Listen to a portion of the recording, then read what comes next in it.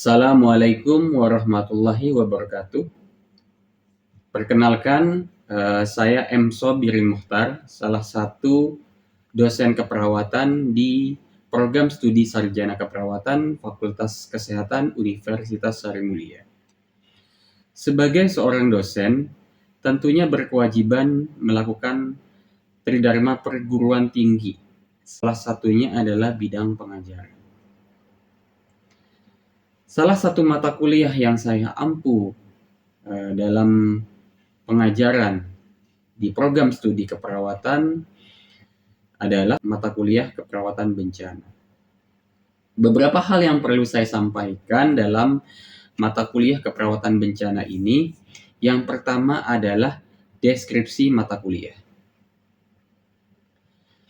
Mata kuliah ini membahas tentang konsep, jenis, klasifikasi, dan karakteristik bencana, dampak bencana terhadap kesehatan, prinsip penanggulangan kedaruratan bencana, persiapan bencana, penilaian sistematis tindakan-tindakan keperawatan selama fase bencana, perawatan psikososial spiritual bagi korban bencana, perawatan bagi populasi rentan, aspek etik dan legal pada bencana, perlindungan bagi petugas pendidikan, pendekatan interdisiplin, pemulihan pasca bencana, dan penerapan evidence-based praktik dalam keperawatan bencana.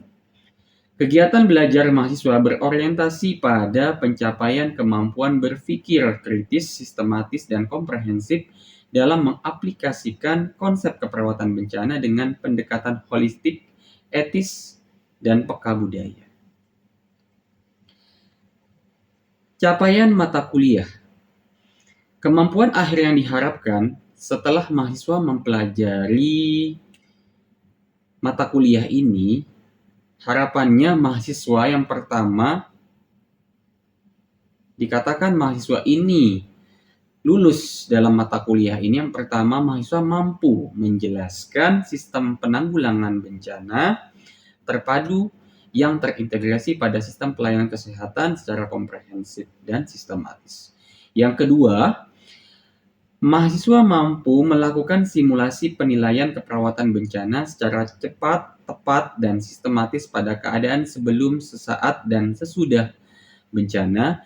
Dan yang ketiga, mahasiswa mampu melakukan simulasi pendidikan kesehatan, pencegahan, dan penanggulangan bencana dengan mengintegrasikan prinsip-prinsip dan teori pembelajaran orang dewasa. Dan yang keempat, mendemonstrasikan pertolongan korban bencana dan penanggulangan bencana dengan memperhatikan keselamatan korban dan petugas keselamatan dan keamanan lingkungan. Dan yang kelima, mahasiswa mampu melakukan simulasi perencanaan penanggulangan bencana di berbagai area pelayanan kesehatan dan non-pelayanan kesehatan dengan pendekatan interdisiplin serta menerapkan aspek etik legal dan peka budaya.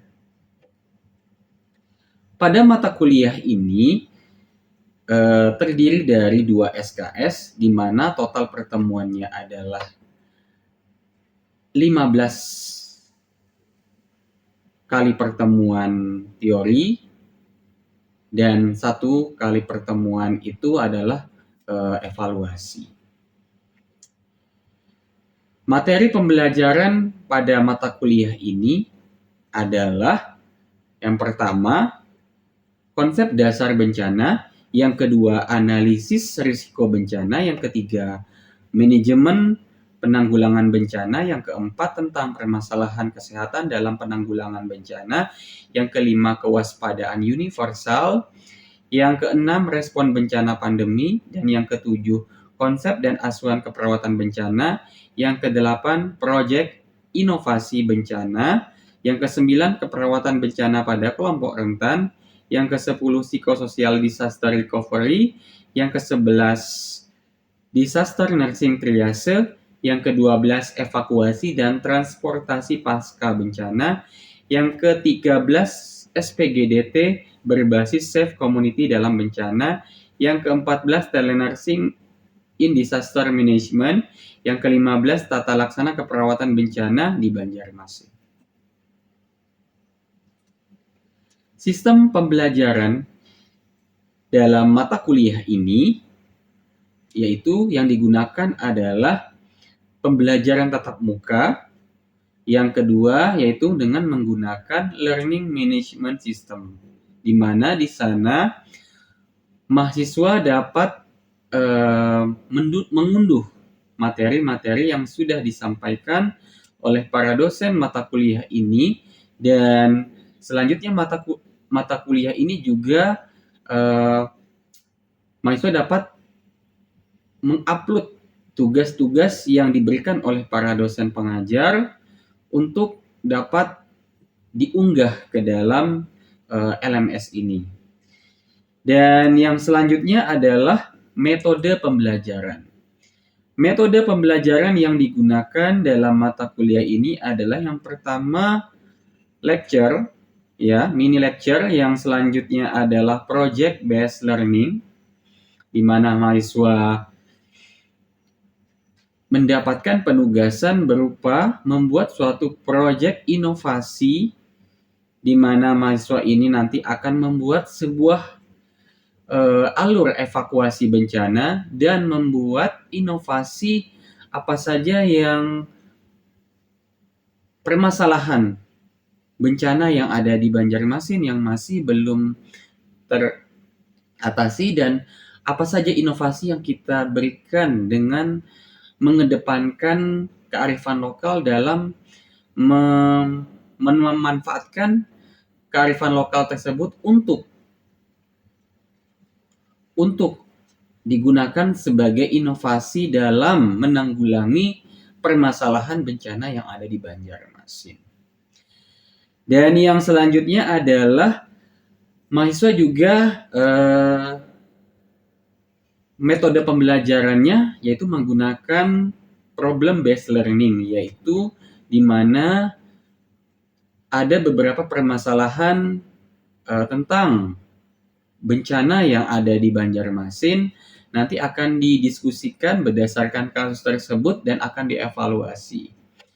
Dan yang terakhir adalah simulation atau bermain peran. Nanti mahasiswa juga akan bermain peran, bagaimana dia sebagai seorang perawat, bagaimana dia batasan dia sebagai seorang perawat dengan tim Basarnas, tim BNPB, dan ahli medis yang lain dalam menanggulangi permasalahan bencana. Yang terakhir adalah sistem penilaian. Sistem penilaian dalam mata kuliah ini terdiri dari yang pertama adalah penilaian dengan empat aspek. Yang pertama adalah aspek afektif, yang dimana penilaian ini adalah melihat aktivitas dari masing-masing individu dan kelompok, serta berpartisipasinya kelompok ataupun individu dalam penugasan tersebut, baik saat kuliah maupun dalam penugasan. Di mana sistem penilaian ini saya berikan 10% dalam penilaiannya. Yang kedua adalah psikomotor atau hasil proyek dari inovasi mahasiswa dalam menanggulangi bencana, yaitu sebanyak 10%. Sementara tugas yang diberikan kepada mahasiswa yaitu salah satunya adalah portofolio atau makalah, yaitu sebanyak 30%. Sementara ujian semester yang diberikan kepada mahasiswa yang nantinya berupa computer based test, ya, sistem CBT, yaitu sebanyak 50%. Untuk selanjutnya, saya akan memperlihatkan video pembelajaran saya pada mata kuliah keperawatan bencana. Berikut adalah videonya. Assalamualaikum warahmatullahi wabarakatuh. Waalaikumsalam warahmatullahi wabarakatuh. Selamat pagi semuanya. Sebelumnya kita sudah belajar ya untuk materi keperawatan bencana ya, dan ini adalah materi yang ke-8 terkait bencana pandemi ya. Sebelum kita memulai ke materi ini, Alangkah baiknya kita berdoa terlebih dahulu.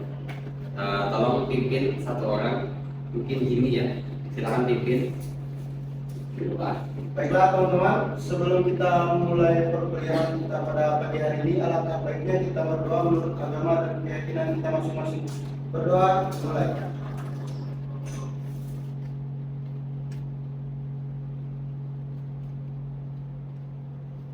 Berdoa, selesai. Oke, baik. Kita mulai lagi ya untuk materi intinya yaitu keperawatan bencana pada pandemi. Sebelumnya, adakah perlu mendengar apa itu pandemi? Amelia, apa itu pandemi? Saya ingin tahu ya, setahu Amelia.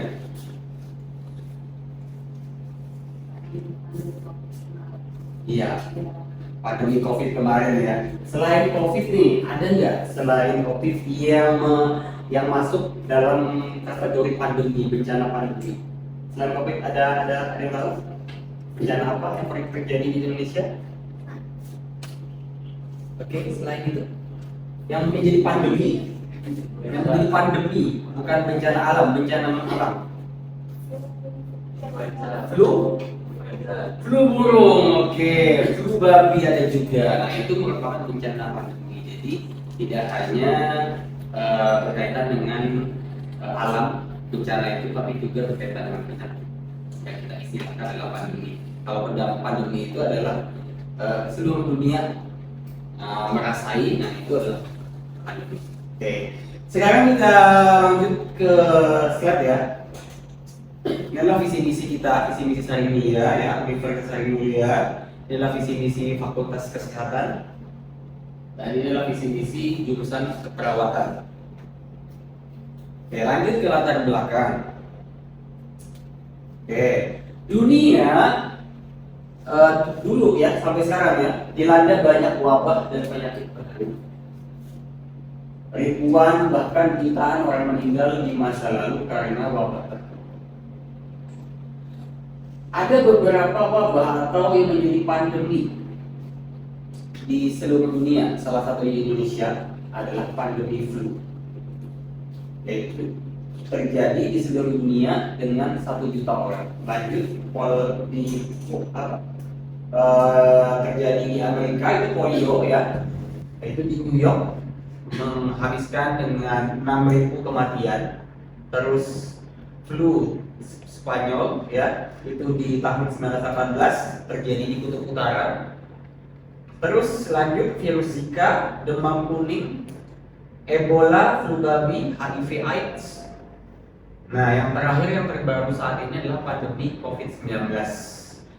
Dari 2019 kemarin sampai sekarang, makanya namanya COVID-19. 11 Maret 2020 WHO sudah mengumumkan bahwa COVID ini menjadi pandemi di dunia.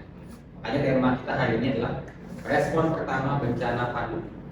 Sebagai perawat darurat seperti apa? Cara meresponnya ya, cara melakukan penanganan. Bencana pandemi ini secara signifikan berisiko besar untuk mengalami kegawatan. Pertolongan kegawatan pada pasien akibat pandemi salah satunya COVID.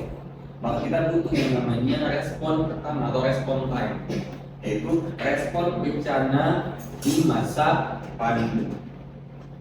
Nah, ini adalah salah satu rangkaian 18 tahun lalu ya, 18 tahun, selama 18 tahun virus menyerang seluruh dunia yang dari berbagai macam virus ya, mulai dari SARS-CoV, H5N1, H1N1, MERS, Ebola, Zika, yang terbaru adalah SARS-CoV-2 ya, SARS-CoV-19 ya, SARS-CoV-2 ya.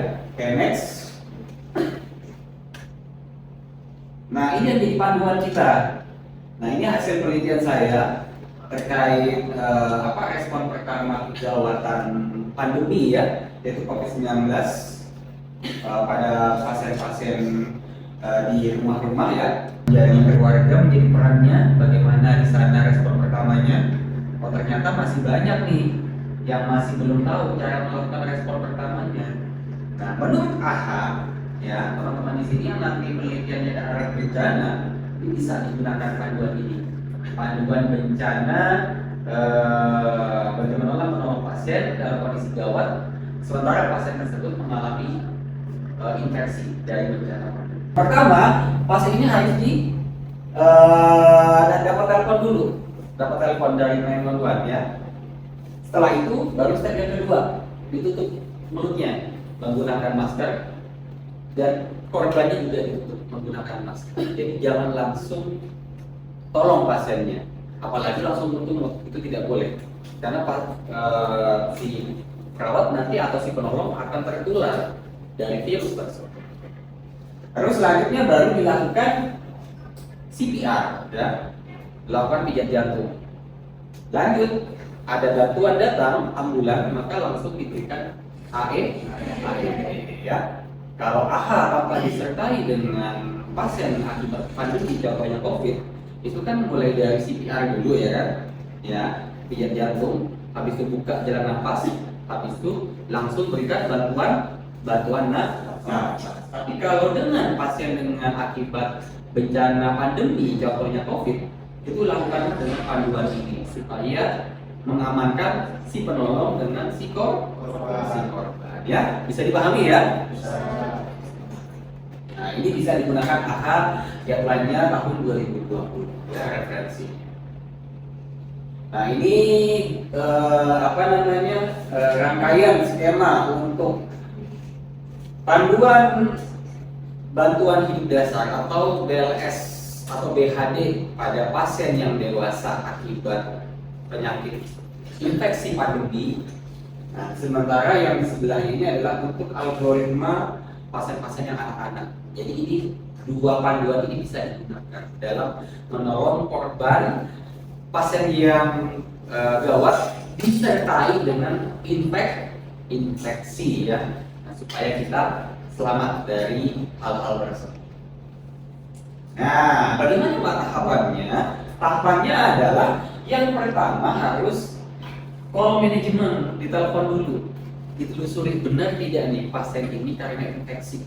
Jangan asal ditolong, jangan kalau di sini ada korban tidak sadarkan diri, tapi tidak tahu dia tidak sadarkan dirinya plus COVID atau tidak. Ya.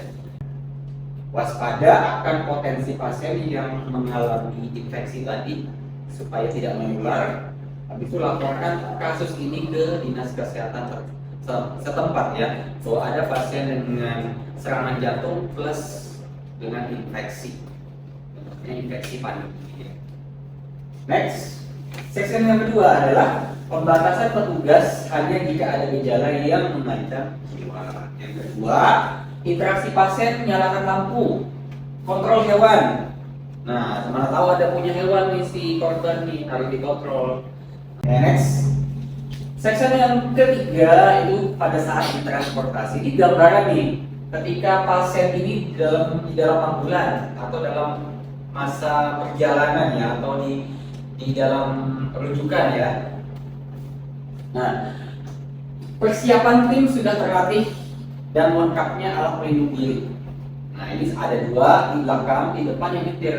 Jangan ada menyetir ya di depan, nggak jalan nanti ambulannya ya. Ya. Nah, jadi yang berdua ini ngapain? Yang satunya melihat kondisi pasien apakah dia sadar atau tidaknya, ya. Yang satunya adalah fokus di bagian jalan nafas untuk mempertahankan breathingnya.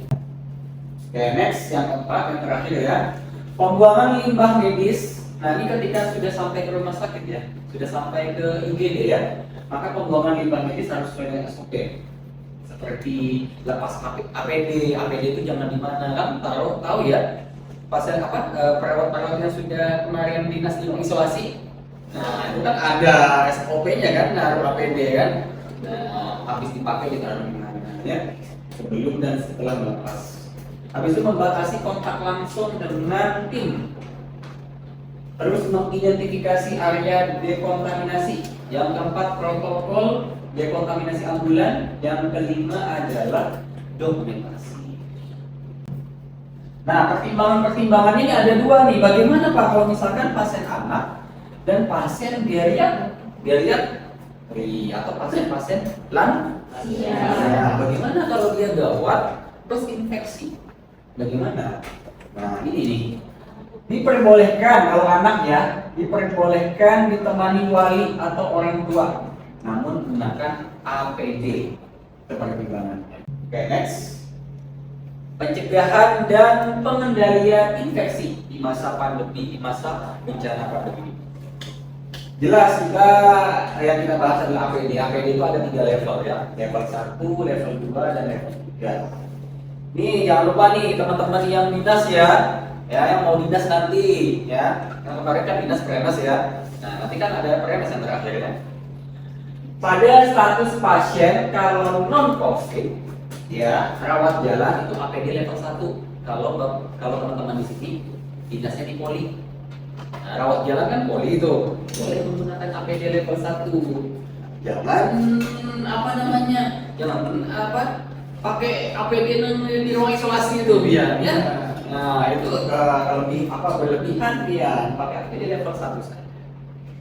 Terus kalau dirawat inap seperti biasa tetap APD level 1. Oke, itu non COVID Pak ya, non COVID. Kalau ruang isolasi airborne ya tetap ini belum ada diperbolehkan lagi ya. Terus kalau status pasien ini sudah positif, dia mengalami penyakit infeksi, contohnya di ruang isolasi, PB itu kan pasien-pasien infeksi ya kan. Nah, kalau dirawat jalan itu APD level 2, APD level 3 ya. APD level 2 pada saat rawat jalan ya. Terus pada saat dirawat inap itu APD level 2 juga. Jadi selama ini yang saya gunakan yang kemarin dinas di ruang isolasi itu masih dikatakan APD level 2. APD level 3 itu lebih tajam lagi, lebih tebal lagi. Dia menggunakan bone yang putih tahu, yang tertutup semua, pakai yang kayak jas hujan. Nah, itu baru APD level 3 ini robot. Nah, itu kan mau lah kemarin di ruang isolasi yang pakai yang segala habis bone pakai baju robot pula. Nggak mungkin mau ya kan.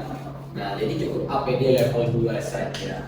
Nah, kalau sudah pasien-pasien ini benar-benar mengalami COVID ya, jangankan dirawat inap, dirawat jalan pun dia tetap menggunakan APD level 3 kalau dia sudah mengalami COVID-19 ya. Itu salah satu penggunaan pencegahan infeksi ya di masa pandemi. Ini juga referensinya bisa digunakan ya sebagai bahan nanti penelitian pada saat skripsi ya. Nah, karena bencana gawat darurat itu kritis ya, bisa digunakan. Ini kayaknya nggak ada yang bahasa Indonesia ya, Inggris. Terus bisa juga gunakan ini sebagai buku ya, habis jurnal kan buku ya kan. Nah, ini juga bisa diambil sebagai bahan referensi. Ini terbitnya kemarin di Ukraina. Bukunya sudah terbit, silakan bisa dibeli ya. Emergency Management and the Hospital Fase and COVID-19 Prevention ya. Ini bisa dipakai dalam referensi. Dan juga multi bahasa, multi language ya. Masuk ke 6 bahasa ya. Ada bahasa Spanyol, bahasa Rusia, pokoknya 6 bahasa sudah include di sini. Jadi bagi yang tidak paham bahasa Inggris bisa beli bahasa ini ya sebagai bahan referensi ya. Oke, mungkin itu saja ya. Ada pepatah yang menjadi pengingat saya sampai sekarang dan ini harapan saya tularkan kepada teman-teman di sini, mahasiswa saya yang luar biasa ya, yaitu adalah main jaga dua jaga. Keberhasilan dapat diraih siapa saja asal dia berusaha dan bersungguh-sungguh. Mungkin itu saja yang bisa saya sampaikan. Habis ini saya akan mengevaluasi bagaimana pemahaman teman-teman di sini terkait apa yang sudah saya sampaikan. Kira-kira nih ada yang mau ditanyakan nggak nih terkait materi hari ini? Ada nggak?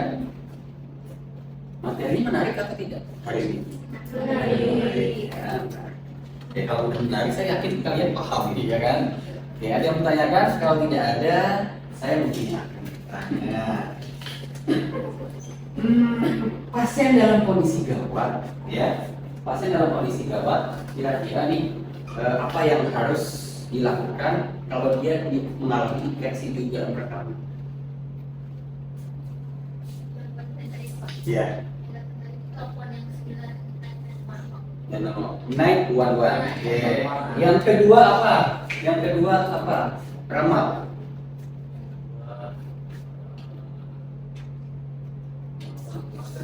Hah? Menggunakan masker. Yang menggunakan itu siapa sih?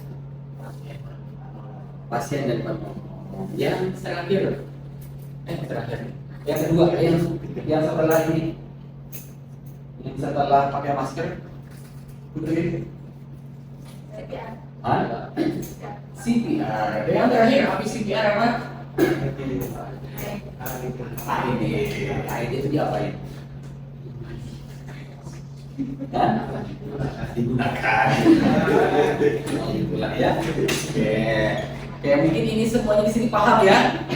Oke, paham. Oke. Kalau paham, semoga ini menjadi ilmu yang bermanfaat buat kita semua ya. Oke. Salah hilang mohon maaf. Saya Hari. Assalamualaikum warahmatullahi wabarakatuh. Waalaikumsalam.